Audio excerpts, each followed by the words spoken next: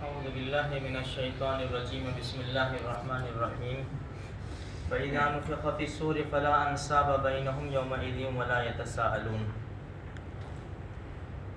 جب سور میں پھونک مار دی جائے گی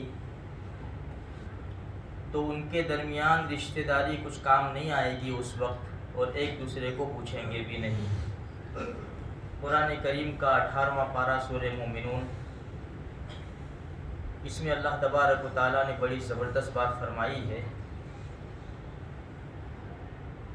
قیامت کا منظر چھوٹا سا بیان کیا ہے کہ 4 بڑے بڑے فرشتے ہیں، جبرائیل علیہ السلام، میکائیل علیہ السلام، اسرافیل علیہ السلام، عزرائیل علیہ السلام۔ جبرائیل علیہ السلام تو اللہ کی طرف سے وحی لاتے تھے نبیوں کے اوپر۔ میکائیل علیہ السلام کو اللہ پاک نے بارش کے اوپر مقرر کیا، عزرائیل علیہ السلام کو موت کے اوپر، اور اسرافیل علیہ السلام کو سور پھونکنے کے اوپر۔ ابھی جو ہم بات کر رہے ہیں نا، ابھی اس حال میں اسرافیل علیہ السلام اس حال میں بیٹھے ہوئے ہیں کہ سور ان کے منہ میں ہے۔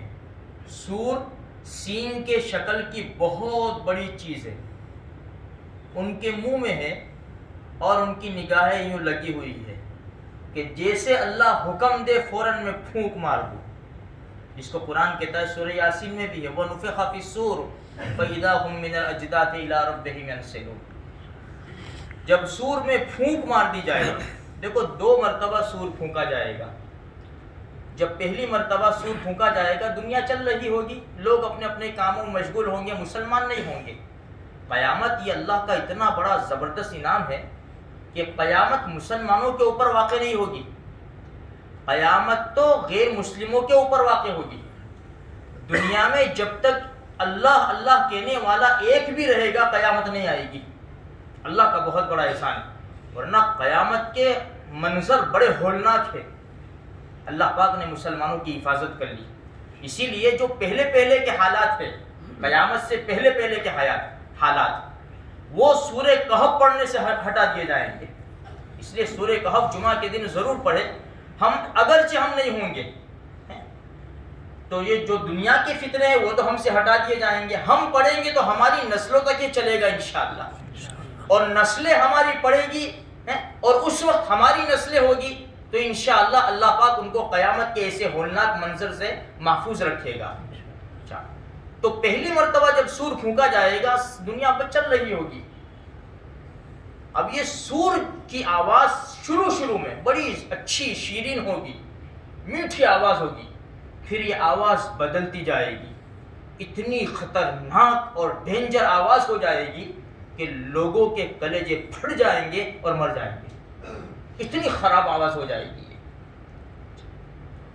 جب ساری دنیا فنا ہو جائے گی، جسے کل من علیہا فان ویبقی وجہ ربک ذو الجلال والاکرام، ہر ایک کو فنا ہے، اللہ کی ذات باقی رہے گی۔ پھر اللہ تبارک و تعالیٰ کے حکم سے دوسری مرتبہ اسرافیل علیہ السلام سور پھونکیں گے۔ جب دوسری مرتبہ سور پھونکا جائے گا تو جتنی بھی قبریں ہیں، یا تو لوگ جس حالت میں بھی ہیں، جسے غیر مسلموں کو جلا دیا جاتا ہے اور پارسی وغیرہ کے اندر چھوڑ دیا جاتا ہے، جانور کھا جاتے، کوئی ڈوب کے مرتا ہے، کوئی جل کے مرتا ہے، جس طرح بھی اللہ سب کو حاضر کرے گا، سب کو، اور قبریں پھٹے گی، جو قبروں میں ہیں مٹی جھاڑتے ہوئے کھڑے ہو جائیں گے اور سب جائیں گے، سب کی دور ایک طرف ہوگی، ایک کی طرف سب بھاگیں گے۔ اچھا، اب جو آگے قرآن کریم نے لفظ بیان کیا ہے، بڑا زبردست لفظ ہے میرے بھائیوں، اسی کے اوپر مجھے تھوڑی سی بات کرنی ہے بس۔ فَإِذَا نُفِخَ فِي الصُّورِ، جب سور میں پھونک مار دی جائے گی، فَلَا أَنْسَابَ بَيْنَهُمْ يَوْمَئِذٍ، اس وقت رشتہ داریاں کچھ کام نہیں آئے گی، کچھ کام نہیں آئے گی رشتہ داری۔ جیسے قرآن کہتا ہے نا ایک جگہ، یوم یفر المرء من اخیہ وامہ وابیہ وصاحبتہ وبنیہ، جس دن بھائی بھاگے گا، بیوی، ماں باپ سب الگ الگ ہو جائیں گے، ایک دوسرے کی طرف دیکھیں گے بھی نہیں، یہ وہ منظر ہے۔ اس سے عجیب بات تو یہ ہے جو مفسرین کرام نے لکھی ہے، بڑے ڈرنے کی بات ہے۔ آج یہ مہاماری کا جو زمانہ چل رہا ہے، کسی نہ کسی درجے میں ایک دوسرے کو کام آتے ہیں۔ حالانکہ بڑا سخت زمانہ ہے، لیکن پھر بھی اللہ پاک نے خصوصاً مسلمانوں کے سینوں میں وہ دل رکھے ہیں کہ وہ زبردست قربانیاں دیتے ہیں، اپنی ساری تکالیف کو بھول کر زبردست قربانیاں مسلمان دے رہے ہیں، کیونکہ اللہ کے رسول صلی اللہ علیہ وسلم کے امتی ہے۔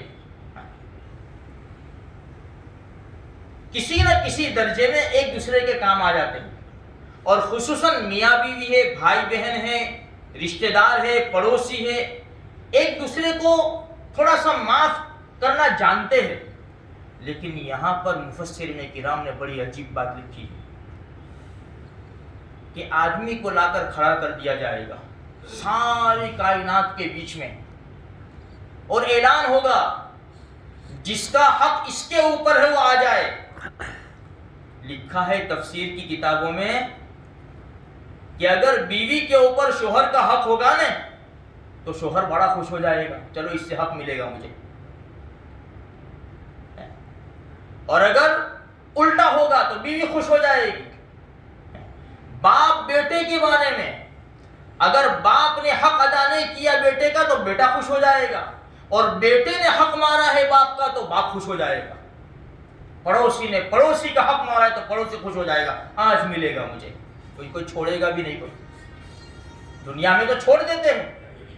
یہ بڑی زبردست بات ہے میرے بھائیوں، اس لیے جس کا جتنا حق ہے ادا کر کے بالکل فری ہو جاؤ، ورنہ وہ قیامت کا جو منظر ہوگا، ہمارے پاس تو کچھ بھی نہیں ہوگا، ہماری نیکیاں لی جائے گی۔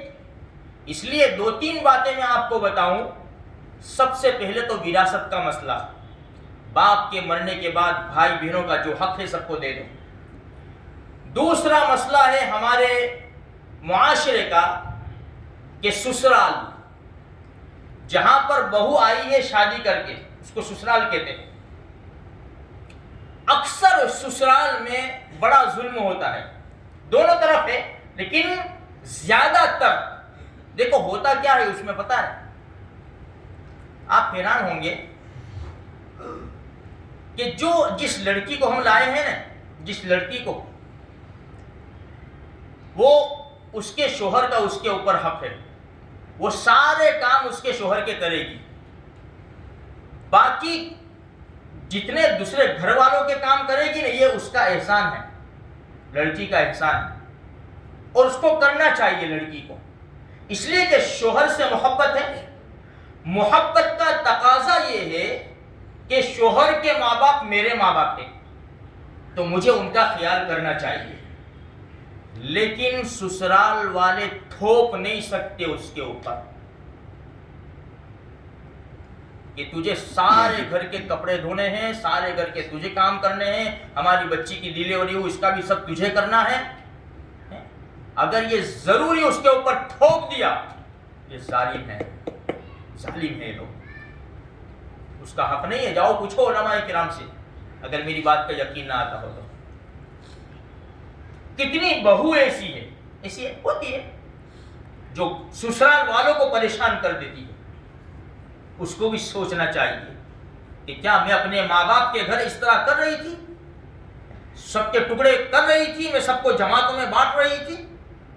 یہ میرے ماں باپ نہیں ہے، میرے شوہر کے ماں باپ میرے ماں باپ ہیں، مجھے اسی طرح رہنا چاہیے اس گھر میں جس طرح میں اپنے ماں باپ کے ساتھ، بھائی بہنوں کے ساتھ رہتے تھے۔ یہ حق حقوق، اس میں بہت بڑی کوتاہیاں ہے ہمارے وہاں۔ لوگ دینداری سمجھتے ہیں نماز روزے کو، حج زکوٰۃ کو، عمرے کو، اس کو دینداری، معاشرے کو کوئی دینداری نہیں سمجھتا۔ پڑوسی کا کتنا بڑا حق ہے۔ صحابہ کرام فرماتے اللہ کے رسول صلی اللہ علیہ وسلم پڑوسی کے بارے میں اتنا بولتے تھے کہ ہمیں ڈر تھا کہ کہیں پڑوسی کو وارث نہ بنا دے کہ بھائی تم مر جاؤ تو پڑوسی کو بھی دینا، اتنا بڑا حق ہے پڑوسی کا۔ لیکن آج ہمارے پڑوس شکایت کر رہے باپ بیٹا، ماں بیٹا، عجیب ہمارے معاشرے میں چل رہا ہے۔ باپ بیٹے کی نہیں بنتی، ماں بیٹے کی نہیں بنتی، بھائی بھائی کی نہیں بنتی۔ یہ ساری بنیاد جو ہے نا، ساری بنیاد یہ دنیا ہے، یہ زمین کے ٹکڑے ہیں، یہ روپیہ اور پیسہ ہے، حق اور جائیداد کا مسئلہ ہے، اس لیے نہیں بنتی۔ کوئی ماں اپنے بیٹے سے اس لیے ناراض ہے کہ وہ نماز نہیں پڑھتا، کوئی باپ اپنے بیٹے سے اس لیے ناراض ہے کہ وہ نماز نہیں پڑھتا، قرآن نہیں پڑھتا، وہ اس لیے ناراض ہے کہ دکان کے اوپر برابر جاتا نہیں ہے، جاب پہ جاتا نہیں ہے، جو کماتا ہے اس کو اڑا دیتا ہے، ہم کو دیتا نہیں ہے، اس لیے ماں باپ ناراض ہے اولاد سے۔ بہت کم ایسے ہوں گے کہ جو دینداری کی کمی کی وجہ سے اپنی اولاد سے ناراض ہو۔ ایک دوسرے کے حقوق مارے جا رہے ہیں میرے بھائیوں، کل قیامت کے میدان میں کہاں سے لا کر دیں گے؟ آگے قرآن کہتا ہے وَلَا يَتَسَاءَلُونَ، ایک دوسرے کو پوچھیں گے بھی نہیں۔ فَمَنْ ثَقُلَتْ مَوَازِينُهُ فَأُولَٰئِكَ هُمُ الْمُفْلِحُونَ، ترازو قائم کیا جائے گا، بہت بڑا ترازو۔ وَنَضَعُ الْمَوَازِينَ الْقِسْطَ لِيَوْمِ الْقِيَامَةِ، جو قرآن کریم میں ہے، فَلَا تُظْلَمُ نَفْسٌ شَيْئًا، ذرہ برابر ظلم نہیں کیا جائے گا۔ فَمَن يَعْمَلْ مِثْقَالَ ذَرَّةٍ خَيْرًا يَرَهُ وَمَن يَعْمَلْ مِثْقَالَ ذَرَّةٍ شَرًّا يَرَهُ، ذرہ برابر دنیا میں برائی کی ہوگی وہ بھی آنکھوں کے سامنے، اور ذرہ برابر بھلائی کی ہوگی وہ بھی آنکھوں کے سامنے۔ قرآن کہتا کیا ہے؟ فَمَن ثَقُلَتْ مَوَازِينُهُ فَأُولَٰئِكَ هُمُ الْمُفْلِحُونَ، جس کا ترازو کا پلڑا بھاری ہو گیا، نیکیوں کا پلڑا بھاری ہو گیا، وہ کامیاب۔ فرشتہ دو ترازو کے جو پلڑے ہوں گے اس کے بیچ میں لا کر کھڑا کر دے گا، اور اعمال نامے تولے جائیں گے۔ جب کامیاب ہو گیا تو فرشتہ پورے حشر کے میدان میں آواز لگائے گا، فلاں ابن فلاں، فلاں کا بیٹا فلاں کامیاب ہو گیا، کبھی بھی ناکام نہیں ہوگا وہ۔ اللہ ہمارے حق میں بھی یہ فیصلے فرمائے، ہمیشہ کی کامیابی۔ ومن خفت موازینہ، اور جس کا پلڑا ہلکا ہو گیا، نیکیاں کم پڑ گئی، گناہ زیادہ ہو گئے، فَأُولَٰئِكَ الَّذِينَ خَسِرُوا أَنفُسَهُمْ، اس نے تو اپنا ہی نقصان کر لیا، ان لوگوں نے تو اپنا ہی نقصان کر لیا۔ فی جہنم خالدون، جاؤ جہنم میں چلے جاؤ، وہ جہنم کی آگ، اللہ کی پناہ۔ آگے قرآن کہتا ہے ایک لفظ میں، اس کی تفسیر پڑھی میں تو حیران ہو گیا، تلفح وجوہہم النار وہم فیہا کالحون، جب اس کو جہنم میں ڈالا جائے گا، جہنم کی آگ اس کے چہرے کو جھلسا دے گی اور وہ بدصورت ہوتا چلا جائے گا۔ وہم فیہا کالحون، جیسے اس کو جہنم کی آگ میں ڈالا جائے گا، ایک قول کے مطابق سارا چمڑا ادھر کر اس کے پاؤں میں آ جائے گا، پورے جسم کا چمڑا، اور دوسرے قول کے مطابق کالح، وہم فیہا کالحون، بدصورت ہوتا جائے گا۔ یعنی کالح اس آدمی کو کہتے ہیں کہ جس کے دونوں ہونٹ اس کے دانتوں کو نہ چھپا سکے، تو جس کو آگ میں ڈالا جائے گا، یہ اوپر کا ہونٹ اتنا بڑا ہو کے اوپر چلا جائے گا پیشانی تک، اور یہ نیچے کا ہونٹ یہ جھلس کر جل کر اتنا بڑا ہو جائے گا، یہ ناک تک آ جائے گا، ڈیوٹی تک آ جائے گا، دانت ظاہر ہو جائیں گے، بدصورت انسان ہو جائے گا وہ، جس کو قرآن کریم نے ایک جگہ کہا ہے من ورائہ جہنم ویسقی من ماء صدید، جہنم میں پانی پانی پکارے گا، 500 سال کے بعد اس کی آواز سنی جائے گی، اور کیا ہے کہ پانی پینا ہے، 500 سال کے بعد پانی لایا جائے گا، 500 سال کے بعد، 1000 سال تو یوں نکل گئے، پتہ نہیں دنیا کے 1000 سال یا آخرت کے 1000 سال، پانی دیا جائے گا، کیسا گرم کھولتا ہوا پانی۔ قرآن کہہ رہا ہے یتجرعہ ولا یکاد یسیغہ ویأتیہ الموت من کل مکان وما ہوا بمیت ومن ورائہ عذاب غلیظ، اتنی پیاس کی شدت ہوگی، وہ گھونٹ گھونٹ کر پیے گا، جیسے پیے گا اس کی گرماہٹ کی وجہ سے اوپر کا ہونٹ جھلس کر پیشانی تک چلا جائے گا، نیچے کا ہونٹ جھلس کر یہ لٹک جائے گا اور ناک تک چلا جائے گا، پھر بھی وہ پیاس کی شدت کی وجہ سے گھونٹ مارے گا پانی کے، جیسے پانی اندر جائے گا یہ انڈیا کٹ کٹ کر پاخانہ کے راستے سے باہر آ جائے گی، پھر اللہ تبارک و تعالیٰ اس کو دوبارہ بنائے گا۔ کلما نضجت جلودہم بدلناہم جلودا غیرہا لیذوقوا العذاب، 5ویں پارے میں ہم اس کی چمڑی کو بدلتے رہیں گے۔ عجیب، چھوٹی سی ایک بات بتاؤں میں آپ کو، اس کی چمڑی بدلتی جائے گی، دن میں پتہ نہیں ہزاروں مرتبہ یہ اسکن بدلی جائے گی، اس لیے کہ جب یہ نہیں ہوگی نا تو عذاب کا کوئی محل نہیں ہے.